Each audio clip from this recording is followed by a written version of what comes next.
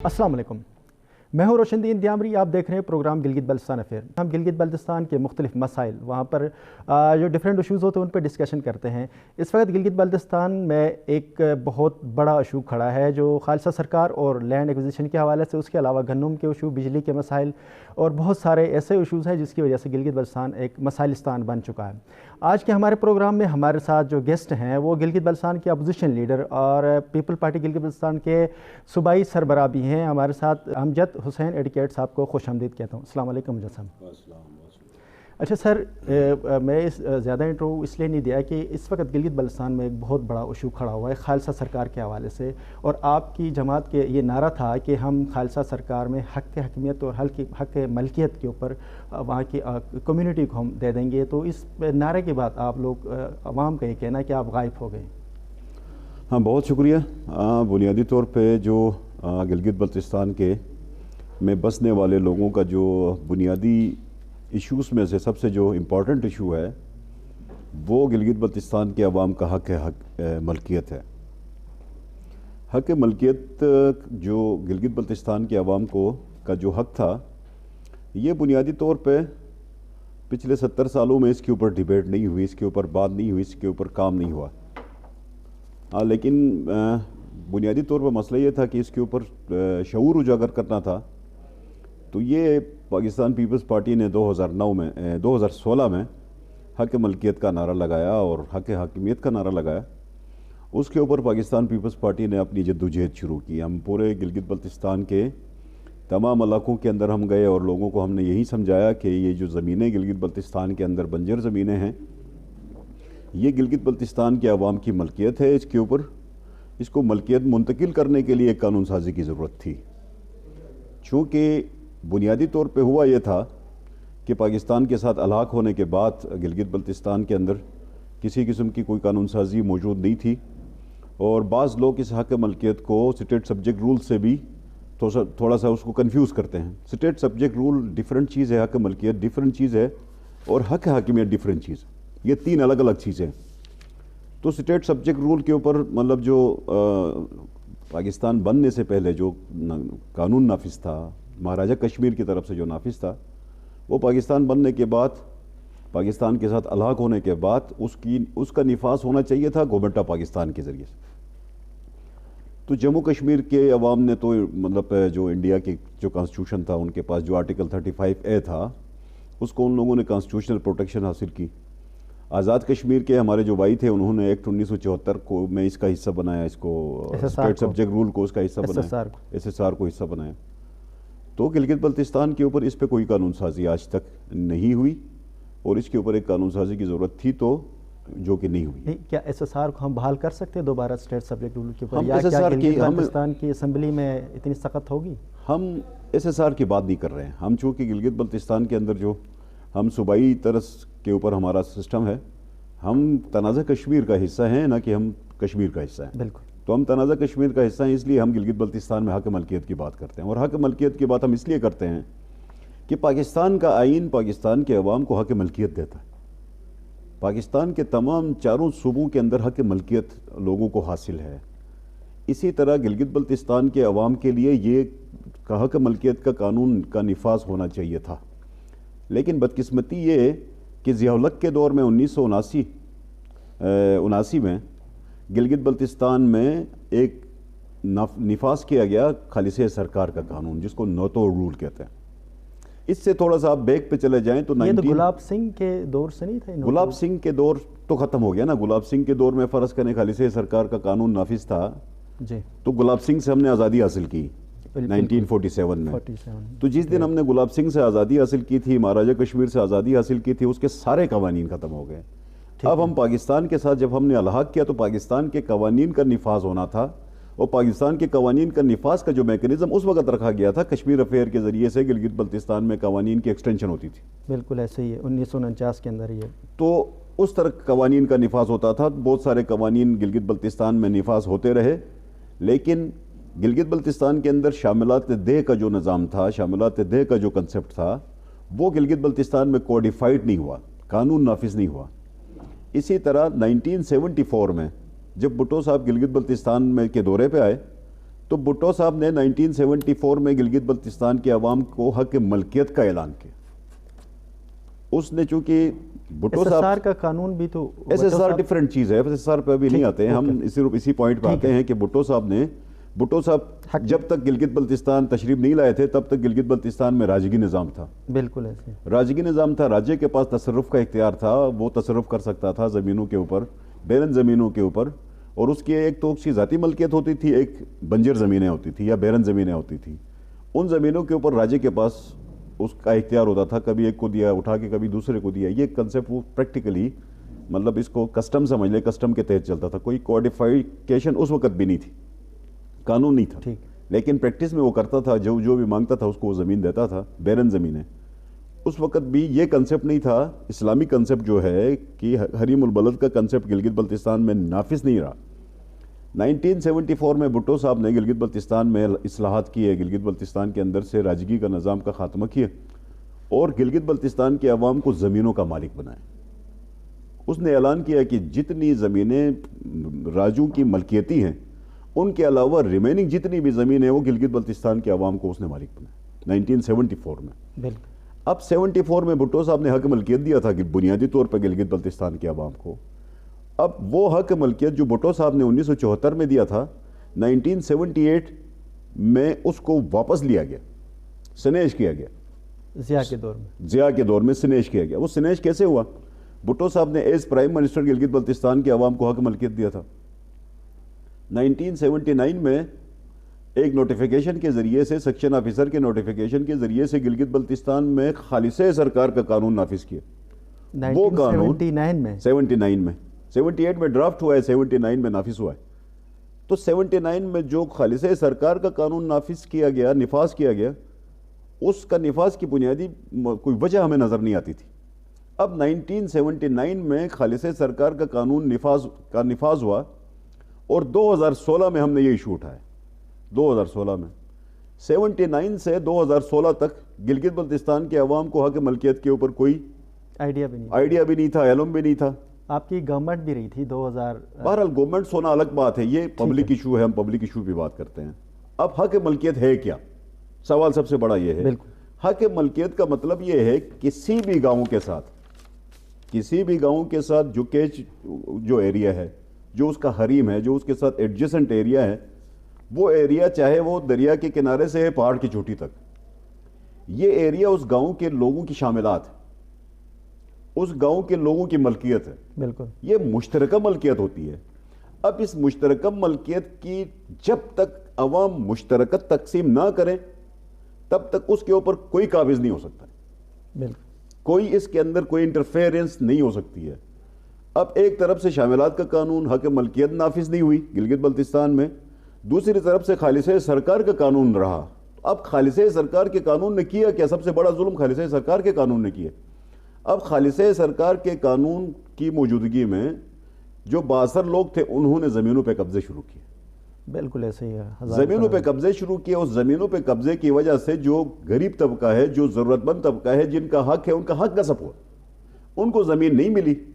اب اس جو مطلب جو معاشرے کا تھوڑا بہت بااثر آدمی ہے, اس نے ریونیو عملے کے ساتھ میل ملاپ کی. الاٹمنٹیں جو ہوئی ہے, الاٹمنٹ ایک ڈیفرنٹ کیٹیگری ہے. الاٹمنٹ ڈیفرنٹ کیٹیگری ہے. یہاں پہ جو گلگت بلتستان کے اندر جو ہوا ہے وہ یہ ہوا کہ بااثر آدمی نے ریونیو عملے کے ساتھ مطلب میل ملاپ کیا, ریکارڈ بنایا اور جا کے مطلب اپنی جعلی طور پہ اپنے انتقالات بنوائے.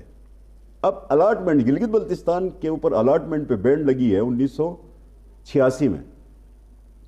جس وقت گلگت بلتستان کے اوپر الاٹمنٹ, انڈیویجول زمین کے الاٹمنٹ پہ بین لگا تھا, اس وقت گلگت بلتستان پورا کا پورا اس کی آبادی اب نہ ہونے کے برابر تھی. اب 86 میں بین ہوا ہے, لیکن 86 میں صرف الاٹمنٹ, لیگل الاٹمنٹ پہ بین ہوئی, ان لیگل انتقال پہ آزادی ہوئی, ان لیگل انتقال پہ. اب گلگت بلتستان کی جتنی زمینیں آج لوگوں کے پاس ہیں وہ ان لیگل موٹیشنز میں ہے, غیر قانونی ہیں.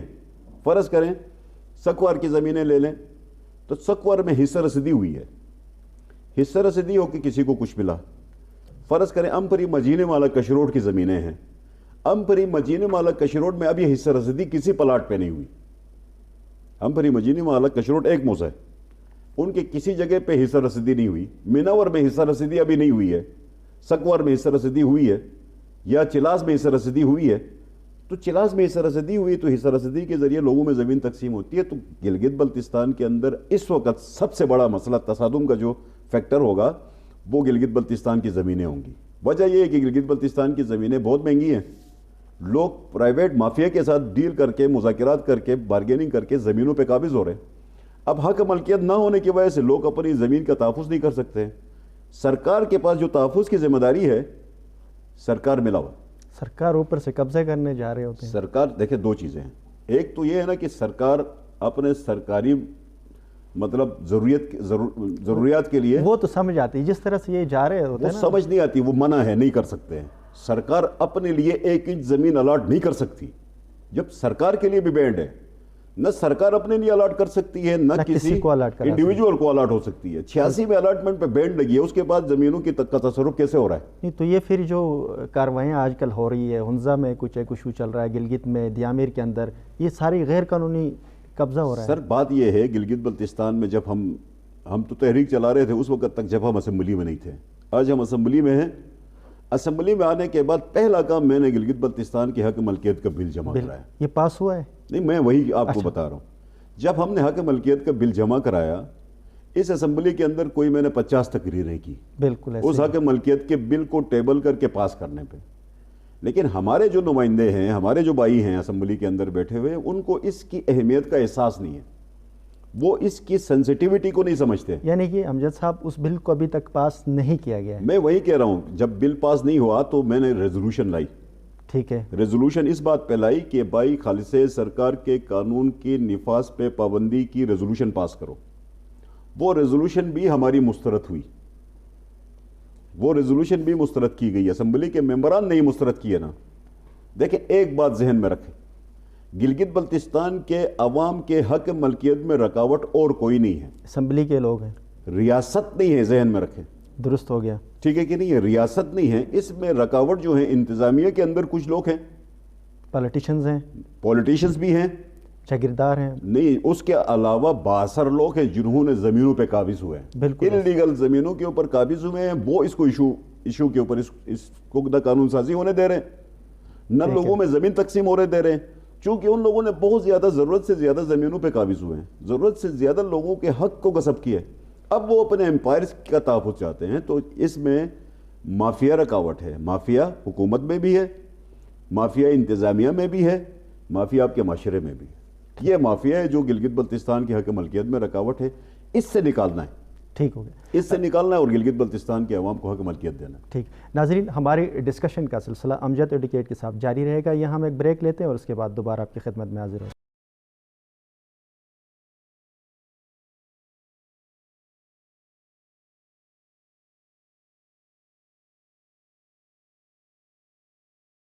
Welcome back. ناظرین, گلگت بلتستان میں جو مسائلستان بنا ہوا ہے, ایک بہت بڑے ایشوز, ہر طرف سٹرائکس, پروٹیسٹ, ہر طرف لڑائی جھگڑے, روڈ بند اور گندم کے ایشو, بجلی کے مسائل, یہ سارے جو ایشوز ہیں, ان ایشوز کے اوپر ڈسکشن کے لیے آج میں نے امجد صاحب کو اپنے پروگرام میں بلایا. اچھا امجد صاحب, خالصہ سرکار کا تو چلو کچھ نہ کچھ ہمیں کلیئر ہو, ایک جو بہت بڑا اہم ایشو ہے اس وقت, اس کے اوپر کوئی پارٹی میں نے نہیں سنا, جو بلدیاتی الیکشنز ہیں. ہمارے شہروں کے اندر جو سیوریج کا سسٹم ہے وہ تباہ ہے. آپ نے دیکھا ہوگا کہ جو ہر طرف گٹر بہ رہے ہوتے ہیں, یعنی کچرا ہر طرف, کوئی ترتیب نہیں, کوئی ڈسپلن نہیں ہے. بلدیاتی الیکشنز کیوں نہیں ہو رہے ہیں؟ بلدیاتی الیکشن کے حوالے سے اپوزیشن کا کیا رول ادا ہوا ہے ابھی تک؟ دیکھیں یہ بہت بڑا المیہ ہے, یہ بدقسمتی ہے گلگت بلتستان کے عوام کی کہ جو آپ کی بیسک ڈیموکریسی ہے, جو آپ کی گراس روٹ کی ڈیموکریسی ہے, وہ مور اور لیس کوئی 20 سال سے وجود میں نہیں ہے. آج سے قبل آپ کو جو اس وقت موجودہ وقت میں جو سینئر پولیٹیشنز ہیں وہ سارے کے سارے اسی پروسیس کا حصہ تھے اور گلگت بلتستان کو ان لوگوں نے صاف کیا.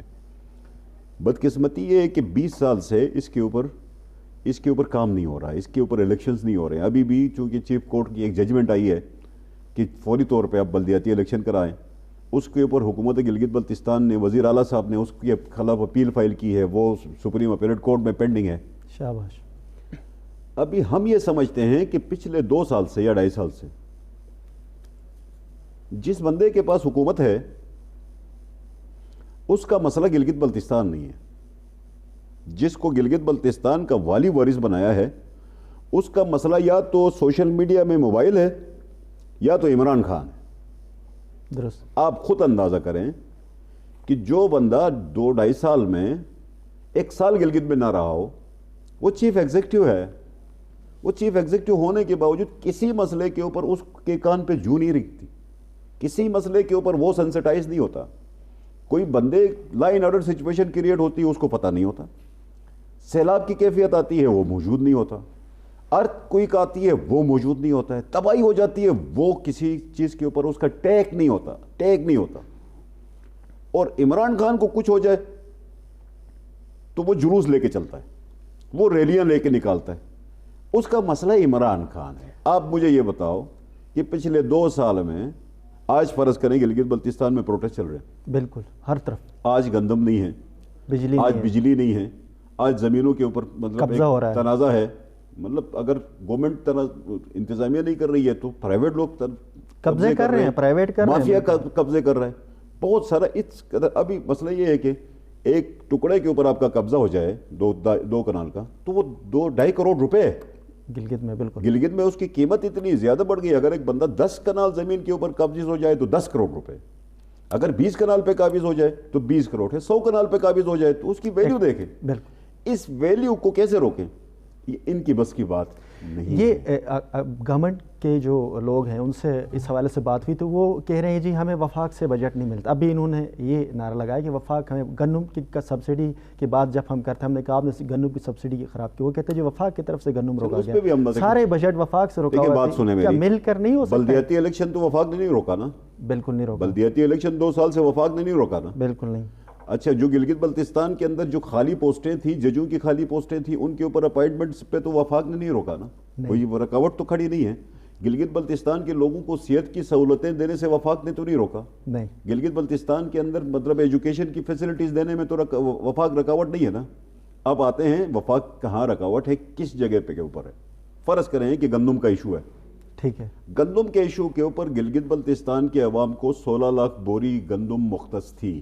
ایسا ہی ہے, 16 لاکھ بوری گندم مختص تھی. 1990 سے پتہ نہیں مطلب کب سے چل رہی تھی وہ, جو 2014 کی سنسس سے پتہ نہیں کون سی ہے, لاسٹ آفیشلی 99, لیکن بس 98-99 کے سنسس کے مطابق ہمارے پاس 16 لاکھ گندم ہمارے گورنمنٹ میں, ہمارے دور میں ہمارے دور میں 20 لاکھ تھی.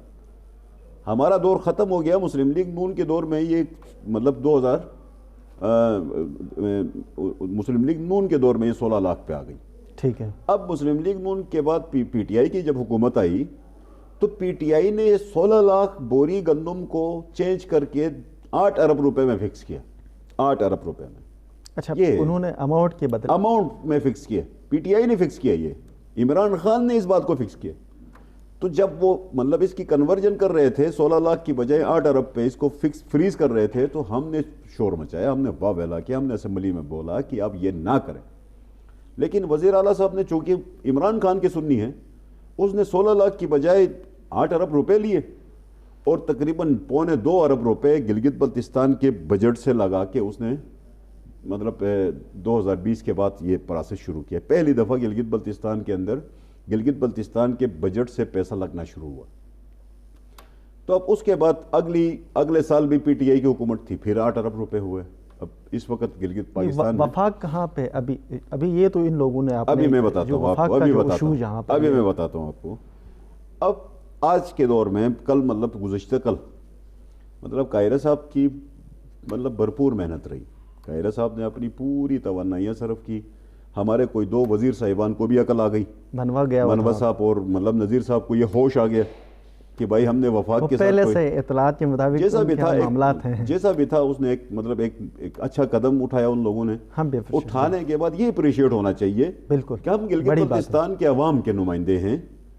ہم عمران خان کے لیے سب کچھ ہم نے نہیں کرنا, ہم نے ان کے لیے بھی کچھ کرنا ہے. تو ان کو درد جاگا تو یہ مطلب قاہرہ صاحب کے پاس گئے. قاہرہ صاحب ان کو لے کے مطلب فائنانس منسٹر کے پاس گئے. فائنانس منسٹر سے کل قاہرہ صاحب نے پرائم منسٹر سے میٹنگ کی. پرائم منسٹر سے میٹنگ کرنے کے بعد فائنانس نے آج 13 لاکھ بوری جو آپ کی لوکل ویٹ ہے وہ آپ کو دے دی. بڑی بات, ٹھیک ہے کہ نہیں, 13 لاکھ بوری اب آ گئی. اب 13 लाख में से रिमेनिंग 3 लाख बोरी और लेना है, वो भी हम लेंगे इंशाल्लाह, मिल जाएगा आपको। अब 13 लाख बोरी जिस दिन नोटिफिकेशन हुआ, आज वजीर आला साहब का पेज निकाल के देख लें आप, उसको ये समझ ही नहीं है कि क्या हुआ है। उसको अप्रिशिएट करने के बजाय मतलब गंदम 13 लाख बोरी पाकिस्तानी मिलेगी कहा तो इंपोर्टेड हुकूमत कहा उसने, फिर गालियां शुरू की। अब वफाक कुछ देना चाहे तो भी ये गाली देता है।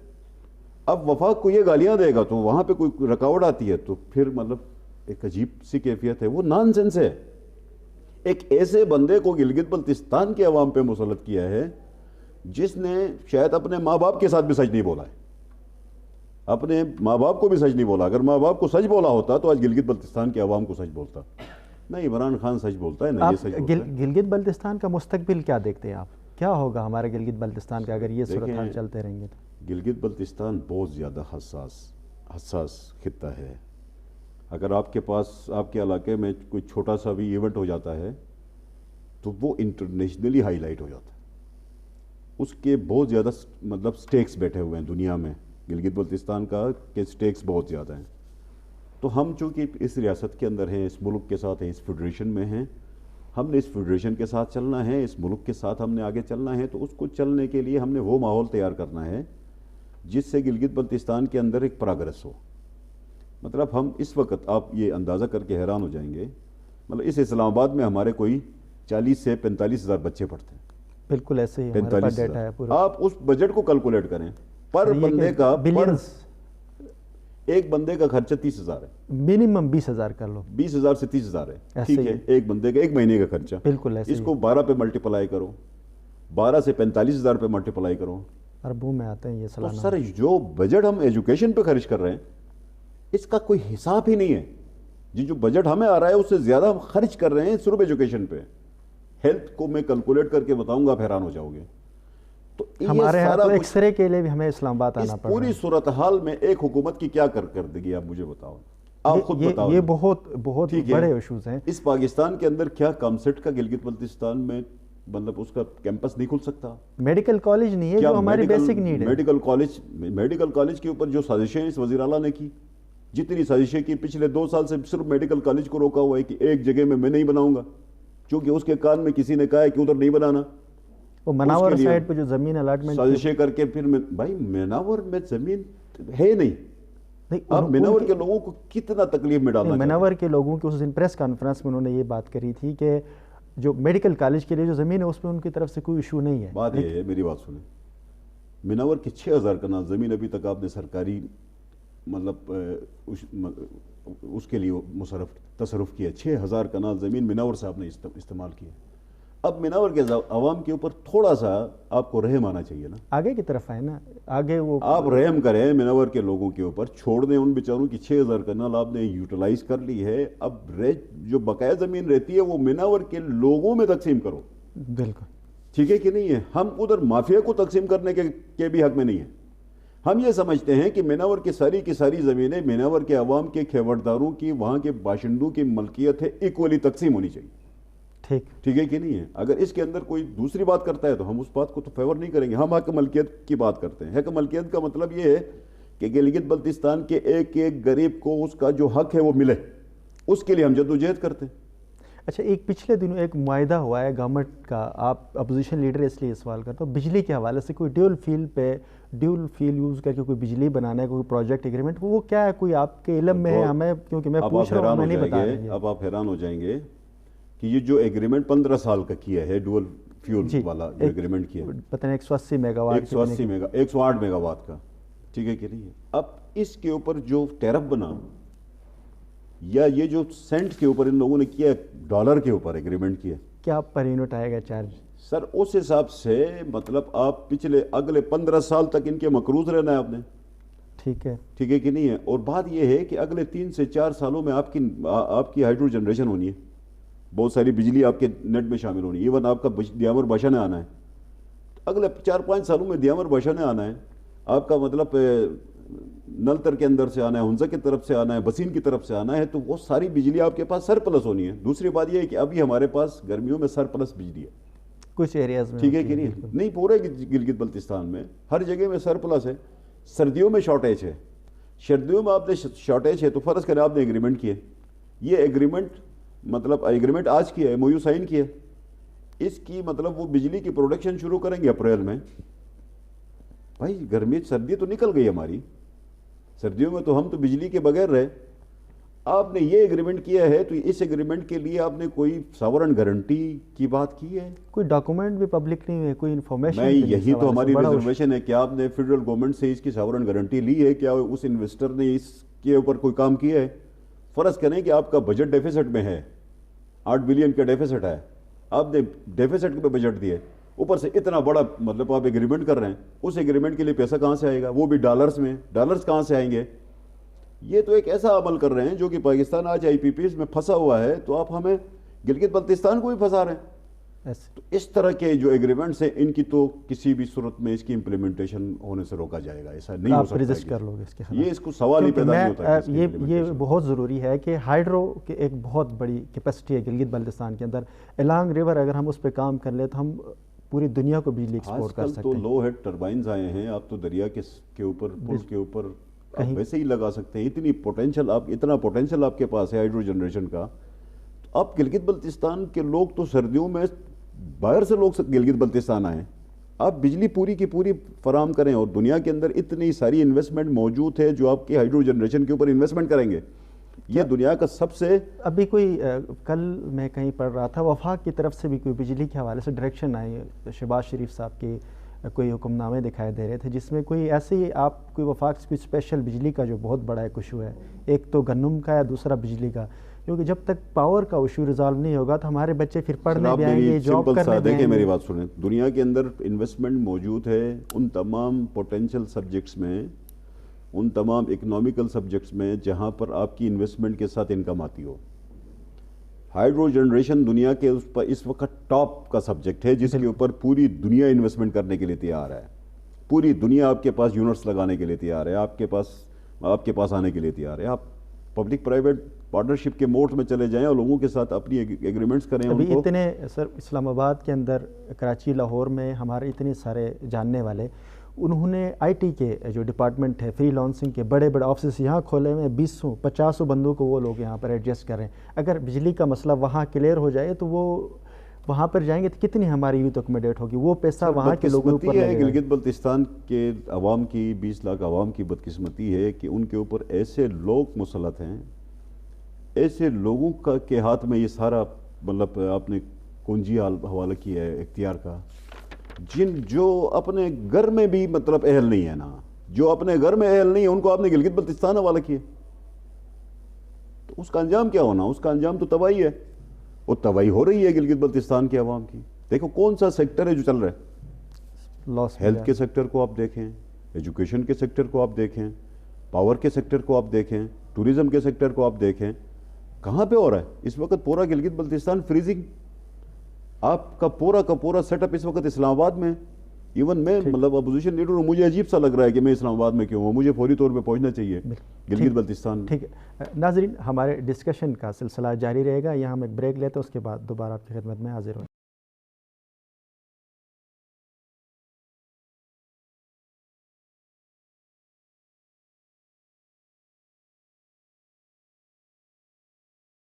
ویلکم بیک ناظرین، ہمارے پروگرام میں ڈسکشن کا سلسلہ جاری. اچھا، دیامیر بادشاہ ڈیم کا ایک بہت بڑا ایشو ہے، آپ کو علم میں ہوگا کہ وہاں کے یوتھ اور دیامیر بادشاہ کے جو امپلائیز کا ایک بہت ہمیشہ سے مسئلہ چلتا آ رہا ہے. یہ ایک اسپیشل کوشچن تھا کہ جو جابس کے حوالے سے کچھ ایگریمنٹس ہوئے تھے، یہ جب یہ ڈیم بن رہا تھا لوکل کمیونٹی کو پریفر دینا تھا کچھ ایک سرٹن سکیل تک، اور اگر وہاں کے کوئی لوگ ٹیکنیکلی ان کو اگر ہے اس فیلڈ میں ایکسپرٹیز تو ان کے حوالے سے. پھر دوسرا یہ کہ گلگت بلتستان آپ نے کہا کہ ایک ایسا ریجن ہے جو بہت امپورٹنٹ علاقہ ہے، تو وہاں پہ دیامیر کے لوگوں کو کیوں نہیں فیسیلیٹیٹ کیا جا رہا ہے؟ اس حوالے سے آپ نے کیا رول ادا کیا یا آپ آگے کیا کریں گے؟ ایک آپ سے شکوہ بھی ہے دیامیر کے لوگوں کا. ہاں بہت شکریہ. یہ بھی مطلب سچ، چونکہ پہلے تو اس کی وزارت ہمارے پاس نہیں تھی، یہ PTI کے پاس تھی، گورنمنٹ فیڈرل گورنمنٹ میں PTI گورنمنٹ میں تھی، اور جو کچھ ہوتا رہا وہ آپ کے سامنے ہے. یہ جو لوکل امپلائمنٹ کا ایگریمنٹ ہے وہ پاکستان پیپلز پارٹی نے اپنے دور میں کیا. پیپلز پارٹی جب حکومت میں تھی وفاق میں تو وہاں پہ یہ ایگریمنٹ ہوا تھا کہ گلگت بلتستان کے جو دیامر بشا ڈیم کی جو ٹوٹل امپلائمنٹ ہے، چاہے وہ ٹیکنیکل ہے چاہے نان ٹیکنیکل ہے، وہ ہوگی دیامر سے. اگر دیامر سے اویلیبل نہ ہو تو گلگت بلتستان سے، گلگت بلتستان سے اویلیبل نہ ہو تو پاکستان سے. یہ 3 سٹیپس تھے، یہ 3 سٹیپس تھے. ان 3 سٹیپس کے اوپر ہونا تھا.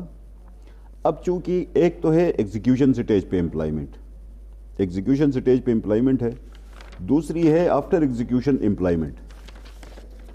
اس وقت جو ایگزیکیوشن سٹیج پہ امپلائمنٹ ہے اس کی کیٹیگریز ہیں. کچھ تو کمپنیز کام کر رہی ہیں، زیادہ ہے پرائیویٹ کمپنیز کام کر رہی ہیں، کچھ جگہوں پہ وابڈا کام کر رہا ہے. تو ہمارا فوکس تو وابڈا کے اوپر ہے.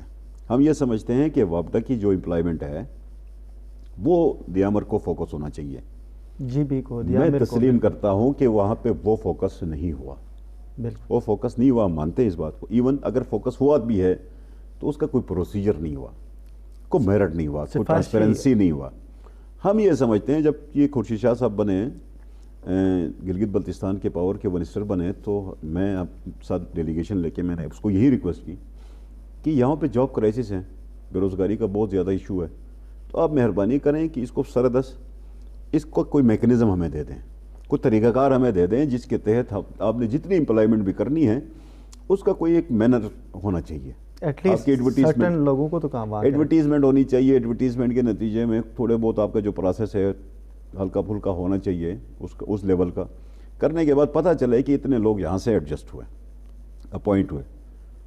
تو مور اور لیس تقریباً وہ بات اس نے ہماری مان لی اور کوشش یہ کی کہ کسی طریقے سے اس کو جو چوری چھپے ہو رہے تھے ان کو اس نے روکنے کی کوشش کی. ابھی اس وقت تھوڑا سا اپوائنٹمنٹ کا پروسیس بن رہا ہے. ہماری کوشش یہ ہے کہ تھوڑا سا ہمارا خورشید شاہ صاحب کی طبیعت تھوڑی خراب ہوئی، بیمار ہوئے تو وہ تھوڑے سے اس میں ہیں.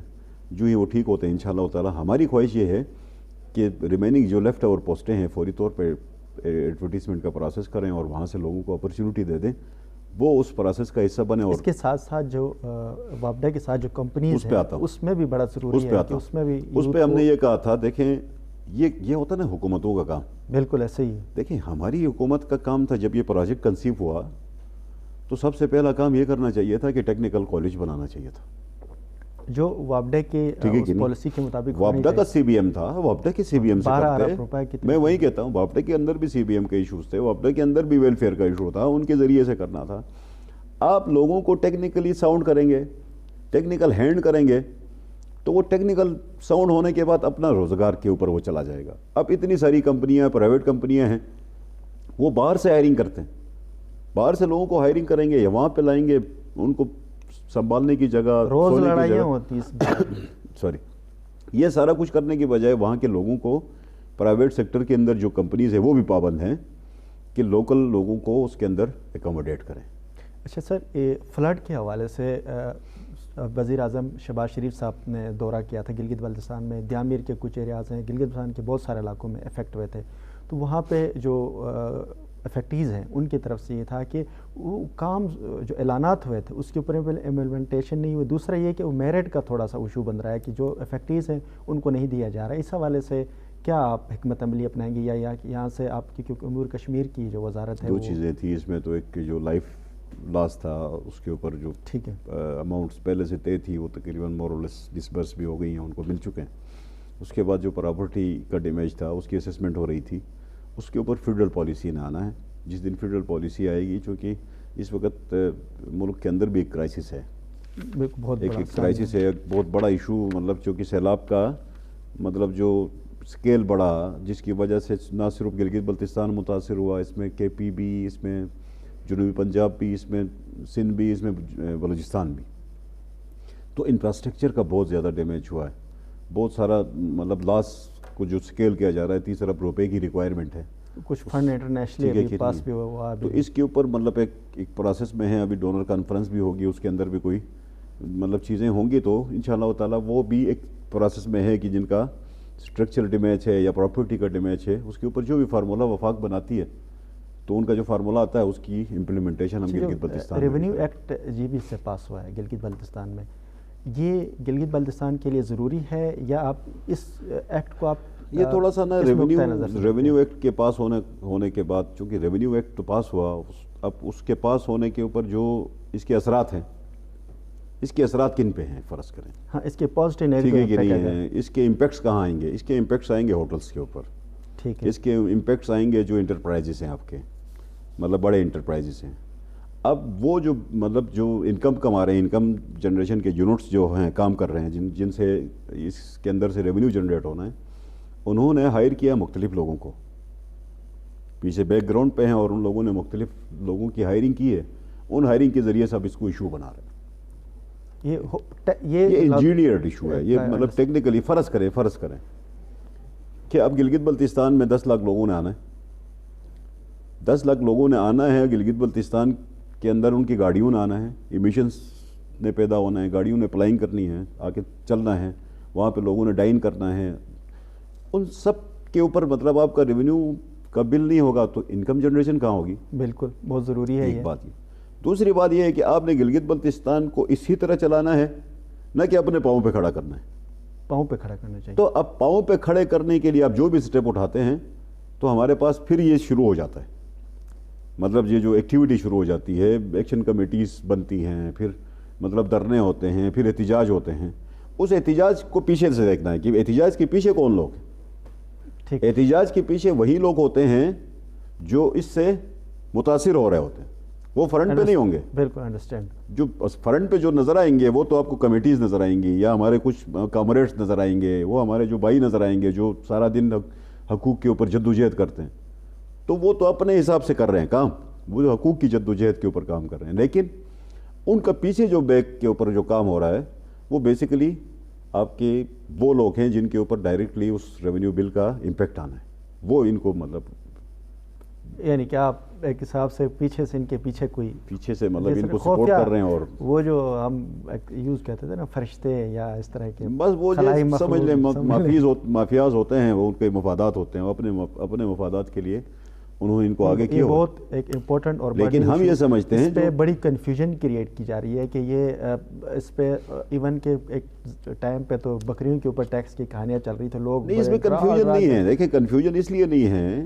کہ مطلب آپ کے مطلب ریونیو ایکٹ جو ہے وہ ریونیو ایکٹ کے بغیر گلگت بلتستان آگے نہیں چل سکتا۔ یہ درست ہے، یہ بہت ٹھیک ہے، ہم یہ نہیں کہتے۔ سبسڈی کے حوالے سے بھی اگر بتا دیکھیں یہ کوئی انکم ٹیکس نہیں ہے، نہیں ریونیو ایکٹ بہت ڈفرینٹ ٹھیک ہے کہ نہیں ہے۔ اب لوگ اس کو لامحالہ لوگوں کے اندر ایک مطلب کنفیوژن پیدا کر رہے ہیں، انکم ٹیکس سے اس کو مشابہ کر رہے ہیں۔ انکم ٹیکس نہیں ہے یہ، جنرل پبلک کے اوپر ٹیکس نہیں ہے یہ ان انٹرپرائزز کے اوپر ٹیکس ہے جو گلگت بلتستان میں اپنے یونٹس لگائیں گے، انکم کمائیں گے۔ ضروری بھی ہے سر۔ جو گندم سبسڈی کے حوالے سے ایک ڈسکشن ہمارے یہاں پڑھے لکھے طبقے میں بھی چل رہی ہوتی ہے کہ ٹارگیٹڈ سبسڈی کے حوالے سے ایک ڈیبیٹ کھل گئی تھی۔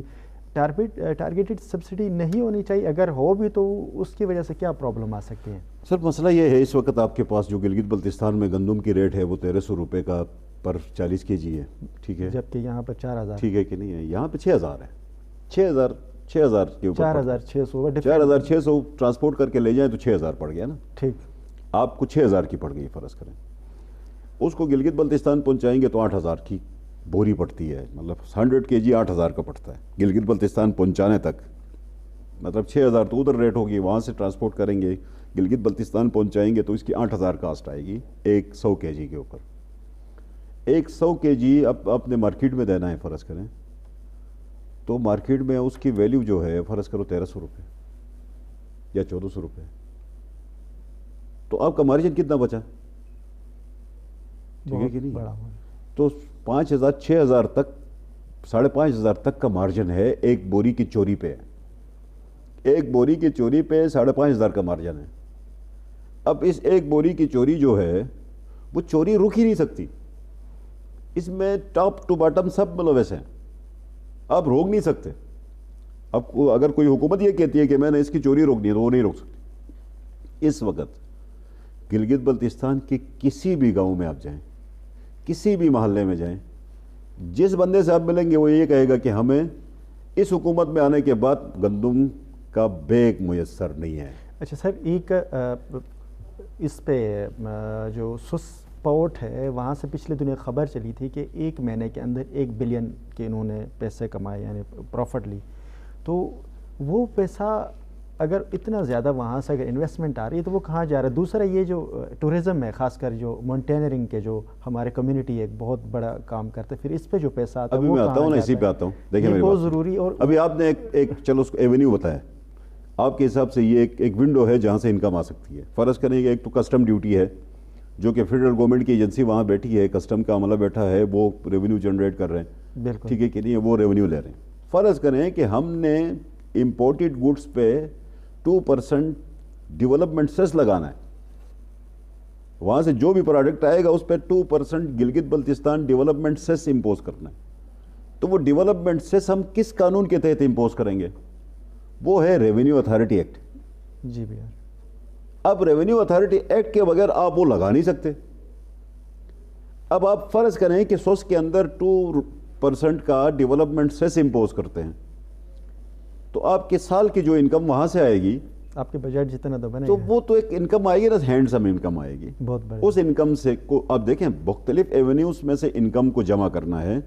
ہم یہ سمجھتے ہیں کہ کوئی بھی انکم، کوئی بھی سیس، کوئی بھی فیس، کوئی بھی ٹیکس جو گلگت بلتستان کنسولیڈیٹڈ فنڈ میں جا رہا ہو، اس کی مخالفت کرنے والا ہمارے ساتھ کوئی مخلص آدمی نہیں ہے. وہ اخلاص سے بات نہیں کرتا ہے. اخلاص یہ ڈیمانڈ کرتی ہے، مطلب آپ کے خلوص یہ ڈیمانڈ کرتا ہے کہ اگر آپ کے ریونیو کے اندر کوئی جنریشن بڑھ جاتی ہے، اس کا فائدہ جو ہوگا وہ لوگوں کو جائے گا. جو آپ کے کنسولیڈیٹڈ فنڈ میں آتا ہے وہ بجٹ سے خرچ ہوتا ہے، بجٹ کے بغیر خرچ نہیں ہوتا. اب آپ دیکھیں گلگت بلتستان کے اندر پولیس کا جو ڈپارٹمنٹ ہے وہ چالان کرتا ہے، لیکن آج اور بجلی کا بل بھی ایون گیس. آپ چالان کا مجھے بتاؤ نا، چالان کا پیسہ کہاں جا رہا ہے؟ وہ کنسولیڈیٹڈ فنڈ میں نہیں آ رہا ہے. آپ کا مجسٹریٹ فائن کرتا ہے، اور مجسٹریٹ کا فائن کنسولیڈیٹڈ فنڈ میں نہیں آ رہا ہے. آپ کا ٹوریزم کا پیسہ اس میں نہیں آ رہا ہے، آپ کا فارسٹ کا پیسہ کنسولیڈیٹڈ فنڈ میں نہیں آ رہا ہے. تو یہ کنسولیڈیٹڈ فنڈ میں نہیں آئے گا تو کسی کے جیب میں جائے گا نا. اس جیب کو سپورٹ کون کر رہے ہیں؟ یہی لوگ کر رہے ہیں جو احتجاج کر رہے ہیں. ٹھیک ناظرین، گلگت بلتستان افیئر کے پروگرام میں آج ہم نے کوشش کی کہ ان سوالات کو ہائی لائٹ کریں جو پبلک کوشچنز ہوتے ہیں. میں ہمیشہ اس پروگرام میں ایک پبلک پول کریٹ کرتا ہوں، وہاں سے کوشچنز آتے ہیں، انہی سوالات کو ایز اٹ از میں کوشش کرتا ہوں کہ وہی سوالات ان سے کروں. آج کے ہمارے مہمان جناب امجد حسین ایڈوکیٹ صاحب ہمارے ساتھ موجود تھے، میں ان کا بہت شکر گزار ہوں. اور ہماری یہ جو ڈسکشن کا سلسلہ انشاءاللہ جاری و ساری رہے گا. اگلے پروگرام تک دیجیے مجھے اجازت. اللہ حافظ.